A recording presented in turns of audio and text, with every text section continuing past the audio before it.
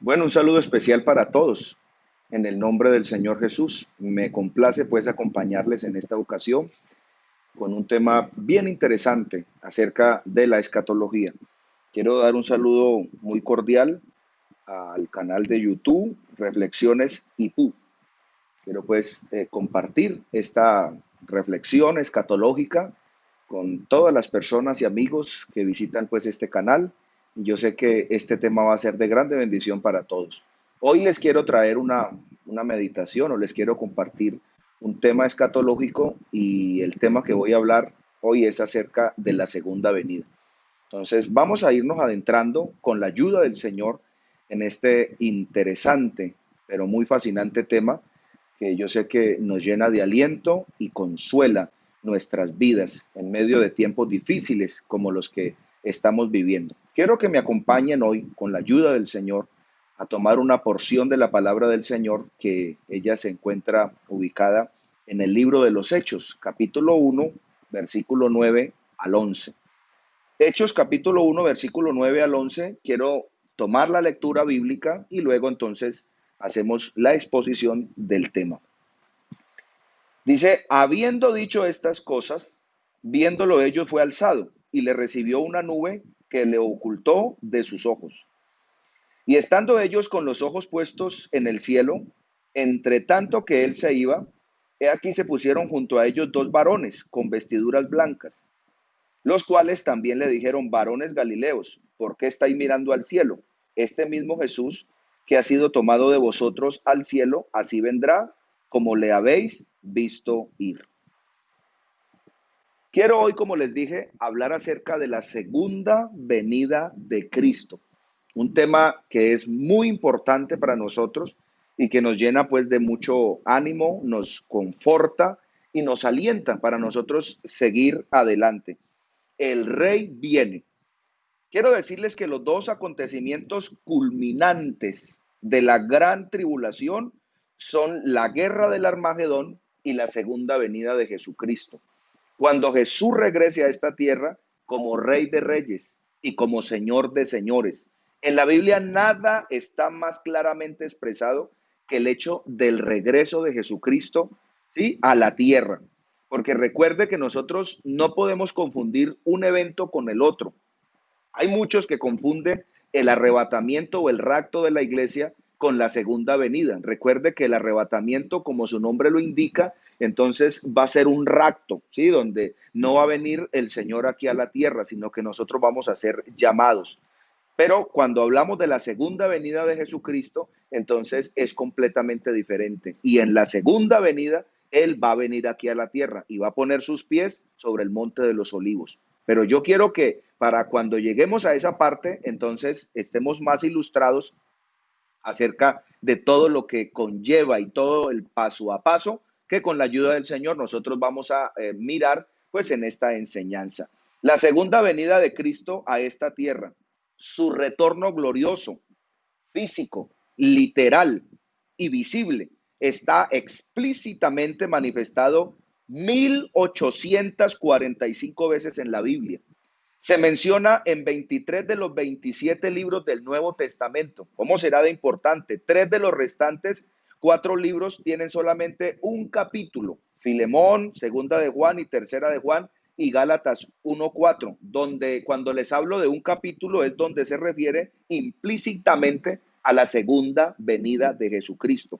El Nuevo Testamento tiene 260 capítulos donde hay 318 referencias a la segunda venida de Cristo. Quiere decir que los escritores se tomaron la molestia, ¿sí?, y más que tomarse la molestia, vieron la gran necesidad entonces de compartirnos este tema y de que nosotros pudiéramos ahondar en él. La primera profecía que ha dicho un ser humano tocante a la segunda venida es la predicción de Enoc. ¿Sí? Recordamos Enoc de que el Señor viene a juzgar esta tierra. Lo encontramos nosotros en Judas 1:14. Además, la última profecía dada tiene que ver con la segunda venida, Apocalipsis 22:20. ¿Sí? Textos muy conocidos por nosotros los lectores de la palabra del Señor y que si usted no está familiarizado con él, pues usted puede luego mirar este capítulo, este versículo y comenzar a saborear bien esta porción de la palabra del Señor. En las Escrituras, Cristo mismo menciona 21 veces su regreso, incluyendo pues estos dos ejemplos que yo le acabo de dar de estas dos citas, tanto la de No como la de Apocalipsis, porque así como el relámpago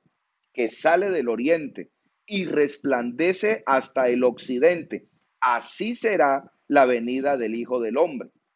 Donde estuviera el cuerpo muerto, allí se juntarán las águilas. Pero inmediatamente después de la tribulación de esos días, el sol se oscurecerá, la luna no dará su luz, las estrellas caerán del cielo y las potencias de los cielos serán sacudidas. Entonces aparecerá en el cielo la señal del Hijo del Hombre, y entonces todas las tribus de la tierra harán duelo y verán al Hijo del Hombre que viene sobre las nubes del cielo con poder y con gran gloria. Eso lo dice la palabra del Señor en el libro de San Mateo, capítulo 24, versículo 27 al 30. ¿Cierto? Cuando Jesús entonces se sienta con sus discípulos y les comienza a explicar algo de la escatología. Pero ya entonces miramos algo bien especial. Jesús les dijo, tú mismo lo has dicho. Sin embargo, os digo que desde ahora veréis al Hijo del Hombre sentado a la diestra del poder y viendo sobre las nubes, ¿sí?, del cielo, viniendo sobre las nubes del cielo. Oh, qué bonito pasaje de la palabra del Señor y cómo nosotros entonces podemos apropiarnos de él. Cuando Cristo ascendió al cielo, los ángeles dijeron que iba a regresar. Esa fue la cita que nosotros tomamos al inicio de esta meditación escatológica, ¿cierto? Después de haber dicho estas cosas, fue elevado, dice la Biblia, mientras ellos miraban, una nube le recibió y le oculta de sus ojos. Y estando mirando fijamente al cielo, mientras él ascendía, aconteció, ocurrió que se presentaron junto a ellos dos varones que traían vestiduras blancas, que les dijeron, varones galileos, ¿por qué están mirando al cielo? Este mismo Jesús que ha sido tomado de vosotros al cielo, él mismo o de la misma manera, entonces él vendrá, tal como lo habéis visto ir. Entonces, mire que esa es una promesa, ¿cierto?, que nosotros tenemos y que tiene el pueblo de Dios, y esa promesa entonces está allí firme, es sino que nosotros podamos apropiarnos de ella. La segunda venida de Jesucristo es la culminación y es la consumación de la historia humana. Allí comenzamos nosotros entonces a adentrarnos en este interesante tema, aunque se han escrito libros enteros sobre este acontecimiento, ¿sí? Sobrecogedor. Esta sección pone la mira dos puntos importantes de la segunda venida: el lugar y el propósito.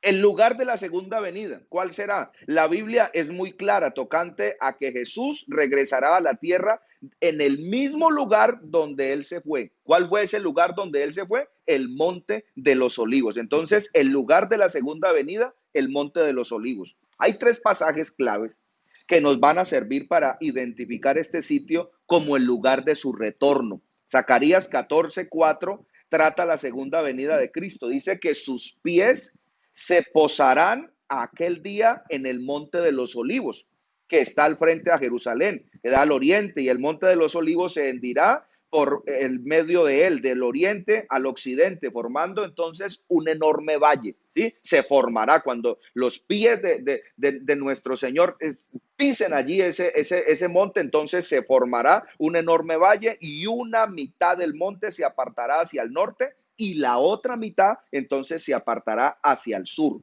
Jesús dio su gran sermón profético en el Monte de los Olivos. Yo creo que usted se acuerda esa parte registrada en los capítulos 24 y 25 del libro según San Mateo, donde indica las señales de su venida. Él les explicó, ¿cierto? Y aparte de que les explicó, entonces se tomó un tiempo para poder meditar con ellos y que ellos lograran entender. Los ángeles dijeron que iba a regresar así como él se había ido. Cuando Jesús subió al cielo desde el Monte de los Olivos, lo que está registrado en el libro de los Hechos. Eso fue lo que nosotros leímos al inicio, ¿cierto? Ellos tristes y un poco meditabundos y un poco como sin sentido su vida. De ahí para allá muchos decían, bueno, ¿y qué va a hacer de nosotros? Y se le arriman unos varones con vestiduras blancas que la Biblia dice que unos ángeles y le dicen, muchachos, tranquilos, así como le habéis visto ir, así mismo regresará. El propósito de la segunda venida.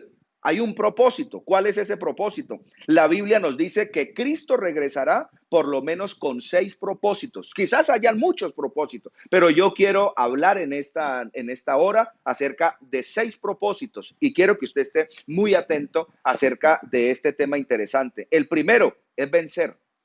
Cristo viene a derrotar al anticristo y viene también a derrotar los ejércitos del anticristo. Segundo, reunir y restaurar.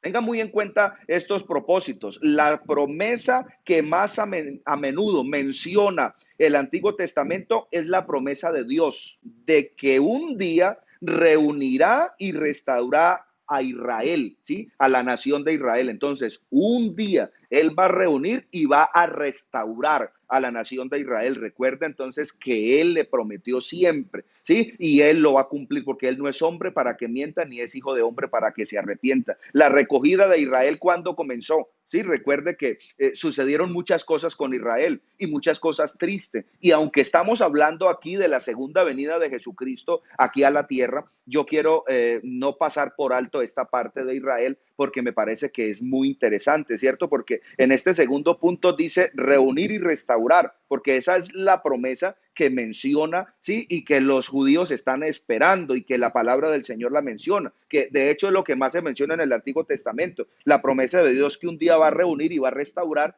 a la nación de Israel. Entonces, ¿cuándo comenzó la recogida de Israel? Después de todo lo que les aconteció, empezó en el año de 1948 con la formación de su Estado moderno y seguirá hasta la segunda venida de Cristo. Israel desde la escatología, ¿cierto? Alguien dice, bueno, ¿y qué pasa con Israel? Hombre, Israel juega un papel bien tremendo, bien preponderante en la profecía bíblica, ya que como pueblo fue escogido para hacer el especial tesoro, ¿sí? El especial tesoro del Señor. Dios les prometió una tierra solo para ellos y por ella han peleado siempre. Si usted mira las guerras y mira las luchas y mira toda la situación de Israel, ha sido pues en la mayoría de las veces por la tierra. Además, es a este pueblo que se le hicieron grandes promesas escatológicas en el Antiguo Testamento, tanto que hasta de ellos mismos Dios vendría en carne, que es lo que dice Romanos 9, 4 y 5, que son israelitas, de los cuales son la adopción, la gloria, el pacto, ¿cierto? El culto y las promesas de quienes son los patriarcas, de las cuales según la carne vino Cristo, ¿sí? En Ezequiel se nos presenta parte de su historia de cómo se apartaron del Dios de Israel y los castigos que vinieron como consecuencia, pero igualmente también se habla de la restauración de ellos como nación y como pueblo de Dios. En el capítulo 36 de Ezequiel y en el capítulo 37 se nos exhibe el cómo fueron esparcidos, el cómo fueron maltratados y el cómo fueron sepultados de los pueblos de la tierra y se convirtieron literalmente, ¿sí? En un valle de huesos secos. Y esto entonces no correspondía a la cautividad babilónica, sino como otro periodo descrito, ¿sí? Por otros profetas escatológicos. Usted puede tomar una referencia en Deuteronomio 28:15, ¿cierto? Y otras referencias más que pudiéramos nosotros anotar en esta tarde. La historia nos cuenta con lujo de detalles el cómo se ha cumplido literalmente la profecía de Ezequiel. Jesucristo en su gran sermón, el sermón del monte. Entonces, él lo miró, él lo vertió de una manera bien especial. Su destrucción, recuerde, ¿sí? Recuerde la destrucción de Israel. Y por eso es que yo le estoy, lo estoy entrando en contexto para que usted mire todas las luchas que ha tenido el pueblo de Israel y por qué es que se le ha prometido entonces la restauración, ¿cierto? Reunir y restaurar a la nación de Israel como tal. ¿Cuál fue su destrucción? Si analizamos el contexto histórico en el que se cumple esta escritura que yo les estoy hablando, nos damos cuenta que a partir del año 70 después de Cristo, los ejércitos romanos al mando del general Tito, el historiador Flavio Josefo, dice que rodearon la ciudad ¿sí? Los ejércitos de este personaje, de este general Tito, y rodean la ciudad, derriban el muro, destruyen el templo para arrancar las piedras preciosas incrustadas en la construcción y no permitieron que nadie entrara ni saliera, lo que se denominaría como el sitio de una ciudad. Cuando se agotaron las provisiones, entonces muchos comenzaron a desesperarse. Y dicen los historiadores, ¿cierto? En especial este personaje que yo les hablo, Flavio Josefo, entonces dice que muchos israelitas, muchos judíos, al estar como tan presionados y viéndose en contra la pared, se comieron a sus propios hijos. ¿Sí? Después de que ellos morían por inanición, ¿sí? Y morían por otras causas, entonces ellos decidieron comerse a sus propios hijos y esto era lo que Jesús había hablado en el libro de San Mateo capítulo 24 acerca de esta desolación, acerca de todo este proceso difícil que ellos iban a tener que enfrentar. Los romanos mataron a miles de judíos, violaron las mujeres, a las embarazadas les abrían el vientre y les metían gatos vivos y luego las cocían para que el animal entonces las desgarrara internamente. Expulsaron por todas partes a miles de ellos y el pueblo de Israel entonces comenzó a esparcirse. Y ahí es donde nosotros vemos que el pueblo de Israel se esparce y comienza a irse. Fueron días de retribución, dice la Biblia, dice Lucas 21:22. La parábola de la higuera tenía en parte cumplimiento. Había sacudido sus higos, había quedado pelada, sin hojas, sin fruto. ¿Por qué? Porque Jesús vino a buscar fruto en la higuera y no lo halló. Miren, nosotros comenzamos a estudiar la palabra del Señor y nos vamos metiendo allí donde tenemos que meternos. Él viene a buscar fruto en esa higuera y no la halla. Y muchos entonces interpretaron esto literal, pero lo que vino fue a buscar fruto en Israel, ¿cierto? En los judíos y no lo halló. Desde entonces, dice la Biblia, ¿cierto? Y dicen los historiadores que anduvieron errantes de un lado para el otro, angustiados, enfermos y sin esperanza. Se convirtieron literalmente en el valle de huesos secos que había visto Ezequiel y que en espíritu había sido llevado allá a predicar. Oh, aleluya, sepultados entre las naciones. ¿Sí? Ezequiel 37, versículo 12, versículo 21, versículo 22, donde quiera que iban, entonces abrigaría solo la pequeña esperanza. Pero si esa esperanza no estaba cifrada en la promesa de restauración, entonces para regresarse nuevamente a su tierra. Entonces, fueron a un lugar y fueron al otro. Nosotros comenzamos a estudiar esta historia de ellos y es interesante, pero también muy triste, porque llegaban a muchos países, iban a desembarcar, ¿cierto? Y allí en el mismo aeropuerto llamaban a los presidentes, a los encargados de las naciones, y ellos decían, no queremos recibir aquí a judíos, no los recibimos. Y entonces andaban de un lugar errantes hacia el otro. De todas esas promesas, entresacamos tres grandes promesas escatológicas. La primera, la nación de Israel sería traída a su tierra. La segunda, los judíos recuperarían entonces la vieja ciudad de Jerusalén. Y la tercera, reconstruirían su templo. Sí, reconstruirían su templo. Entonces, son promesas de las cuales podemos entresacar. Desde entonces, los israelitas han pasado las más terribles situaciones: persecuciones musulmanas, la espada de la Santa Inquisición, las cámaras de gas de Alemania nazi, los campos de concentración de Hitler, donde 6 millones de judíos mueren martirizados y llevan la estigma por todas partes, solo por el hecho de ellos ser judíos. Cumplimiento profético. En esta condición desastrosa y vil, entonces se empieza a cumplir la palabra profética de Jeremías, capítulo 38, versículo 8 al 10. Muchos mutilados, ¿cierto? Por la Segunda Guerra Mundial. Los soldados de Hitler, ¿cierto? Hicieron entonces una gran mella en este pueblo. Muchos ciegos, otros cojos, empezaron a poblar los desiertos de Palestina cuando se les da la oportunidad para que ellos regresen. Miles de ellos regresan a la tierra. Recuerden, 1948, al mando de un personaje que va a quedar en la historia, David Ben-Gurión. a la tierra con alborozo y alegría. Al parecer empezaba a cumplirse las palabras de Ezequiel 37. Los huesos secos estaban empezando a formarse para llegar a ser entonces un ejército. Los que estaban sin esperanza y sepultados entre todas las naciones volvieron a vivir, y se crea entonces ese movimiento sionista para la defensa del judío por su tierra. Y ante muchas luchas y dificultades, el 14 de mayo de 1948 se cumple lo que el profeta Isaías en el capítulo 66 y el versículo 9 entonces dijo con gran ahínco y con gran alborozo: ¿quién oyó cosa semejante?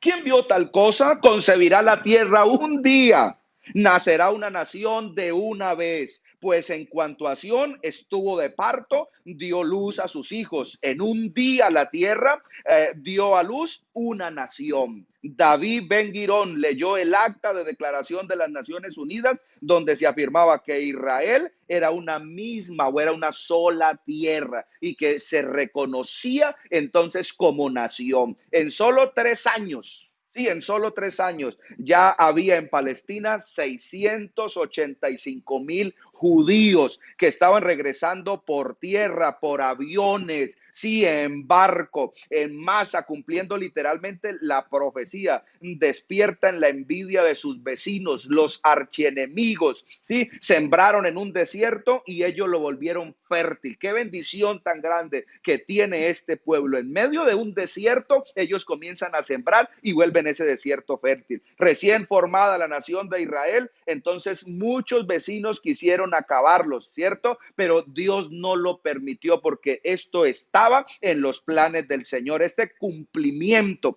de la profecía es uno de los más importantes como señal para creyentes. ¿Por qué? Porque Jesús dijo estas palabras advirtiendo que pensáramos entonces muchas cosas, pero que a pesar del tiempo fuera muy corto. Por eso la parábola de la higuera, aprended, cuando ya su rama está tierna y brotan entonces sus hojas, sabed que el verano está cerca y que está a las puertas.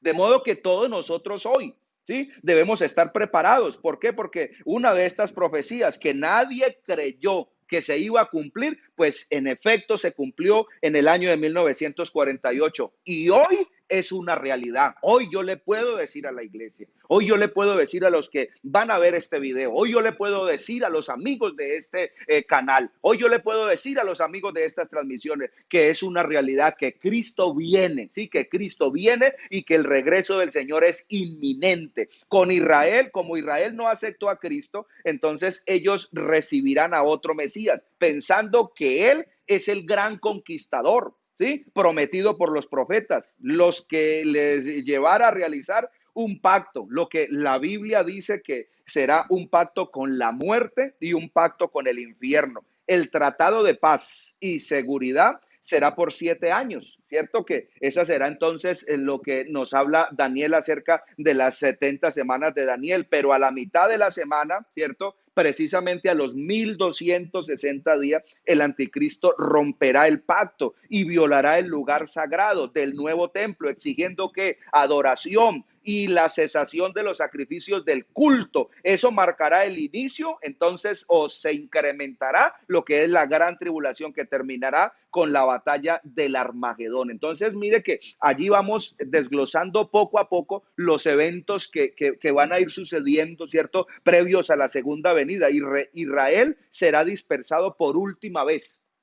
Lo dice la palabra del Señor. Sí, durante la gran tribulación será dispersado por última vez. Y luego en la segunda venida de Cristo, entonces Cristo recogerá a los judíos creyentes y los va a restaurar como su pueblo, porque esa fue la promesa para ellos. Esa es la promesa para ellos. Cristo enseñó esto a sus discípulos. Entonces aparecerá en el cielo la señal del Hijo del Hombre, y entonces todas las tribus de la tierra harán duelo y verán al Hijo del Hombre que viene en las nubes del cielo. ¿Con qué? Con poder y con gran gloria. Y Él enviará a sus ángeles con una gran trompeta y reunirá a los escogidos de los 4 vientos, desde un extremo de los cielos hasta el otro. Esto lo dice la palabra del Señor en Mateo capítulo 24, versículo 30 y versículo 31.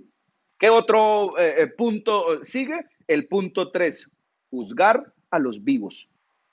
Cuando Cristo regrese, los gentiles que hayan sobrevivido a la gran tribulación, entonces comparecerán ante Él para que determine si pueden entrar o no a su reino, que es lo que nosotros entonces llamaríamos en este caso el reino milenial o el milenio. Recuerde que al milenio entonces van a entrar muchas naciones que van a ser pastoreadas y van a ser regidas por el Rey de Reyes y por el Señor de los Señores. Entonces, lo que dice la palabra del Señor será el juicio de las ovejas y de las cabras. Además, Cristo reunirá a todos los judíos vivos en el desierto para decidir quiénes entran o no al reino. ¿Sí? Punto 4 de los que venimos tratando: resucitar a los muertos. Uno de los acontecimientos que ocurrirá poco después de la segunda venida, según registra Apocalipsis 19, versículo 11 al 21, entonces es la resurrección y recompensa de los creyentes del Antiguo Testamento. Por eso la escatología es bien importante, ¿cierto? Porque todo está en su debido orden. A veces queremos meter una cosa en la otra y meter unos personajes donde no van, pero bueno, la palabra del Señor es bien clara y nos da pautas para que nosotros con la iluminación del Espíritu Santo podamos entenderla. Entonces recuerde que es la resurrección y recompensa de los creyentes del Antiguo Testamento y de los mártires de la tribulación, que entonces reinarán con Cristo, según nos dice la palabra del Señor en Apocalipsis capítulo 20, versículo 4 al 6. Quinto punto de lo que venimos tratando, ¿cierto? De lo que es la segunda venida de Cristo, será entonces atar al diablo. El acontecimiento inicial mencionado después que Cristo regrese para derrotar al anticristo será cuando vayan y encadenen a Satanás por 1000 años en el abismo sin fondo, ¿sí? Entonces van a encadenar a Satanás por 1000 años y nosotros estaremos con el Señor en el milenio. Alguien entonces ha preguntado, bueno, ¿y el milenio es literal 1000 años? Bueno, yo no sabría decirte, porque la palabra del Señor dice también que para el Señor un día es como 1000 años y 1000 años como un día. Quizás sea literal, quizás no lo sea, pero lo cierto es que sea el tiempo que sea, nosotros vamos a estar con el Señor y va a ser un tiempo especial, va a ser un tiempo glorioso, va a ser un tiempo estupendo donde la humanidad entonces va a gozar de lo que es justicia social. Hoy en los países sí se habla de justicia social, pero realmente en ningún país se lleva a cabo. La brecha cada día es más grande entre ricos y pobres, la desigualdad en el mundo, pero para el milenio, sí, entonces habrá justicia, sí, de una manera especial, porque el Señor es quien nos va a pastorear y el Señor es el que nos va a guiar y Él va a regir la tierra con vara de hierro y nosotros vamos a estar con Él, sí. Entonces, ese quinto punto es atar al diablo. Ese es un acontecimiento inicial que se menciona después de que Cristo regrese para derrotar al anticristo y va a ser el encadenamiento de Satanás por 1000 años en ese abismo sin fondo, ¿sí? Y entonces el punto 6 podríamos decir que es establecerse como rey. Es ahí cuando el Señor se va a establecer como rey. Cristo regresa como rey de reyes y como Señor de señores. Viene a sentarse en su glorioso trono para reinar en la tierra. Pero recuerde que todo esto, sí, todo esto ha sido precedido ya por esa batalla, sí, que se le llama la madre de todas las guerras, que es la batalla del Armagedón. No les hablo de la batalla del Armagedón, pues porque estamos hablando acerca de la segunda venida, pero entonces esa batalla del Armagedón, que van a ser varias batallas, ¿sí? En una o en varios episodios, quiere decir que es como lo que va a dar inicio, ¿sí? A que el Señor entonces regrese, ¿sí? Él regrese y ponga sus pies sobre el monte de los olivos. Entonces es ahí cuando se va a dar culminación o se va a dar entonces ese endurecimiento que se va a llevar a cabo por medio de esta batalla del Armagedón. Y ahí entonces cuando nosotros vamos a estar pues del lado del Señor y van a suceder cosas pues terribles aquí en la faz de la tierra antes que se establezca pues ese reinado milenial de Cristo, ¿sí? Y sexto punto sería establecerse como rey. Cristo regresará como rey de reyes y como señor de señores. ¿Viene a qué? Viene a sentarse en su glorioso trono para reinar en la tierra como Cristo regresa como Rey de Reyes y Señor de Señores. Entonces va a ser un hecho especial y va a ser un hecho notable. Viene a sentarse en su glorioso trono para reinar en la tierra. Recuerde que Él va a reinar aquí en la tierra y nosotros vamos a estar con Él. ¿Sí? El apóstol Juan describe la venida de Cristo de la siguiente manera. He aquí, viene con las nubes y todo ojo le verá, ¿sí? Aún los que le traspasaron y todas las tribus de la tierra harán lamentación por él. Y dice el escritor, amén, ¿sí? Amén. Yo creo que este ha sido pues un esbozo, ¿sí?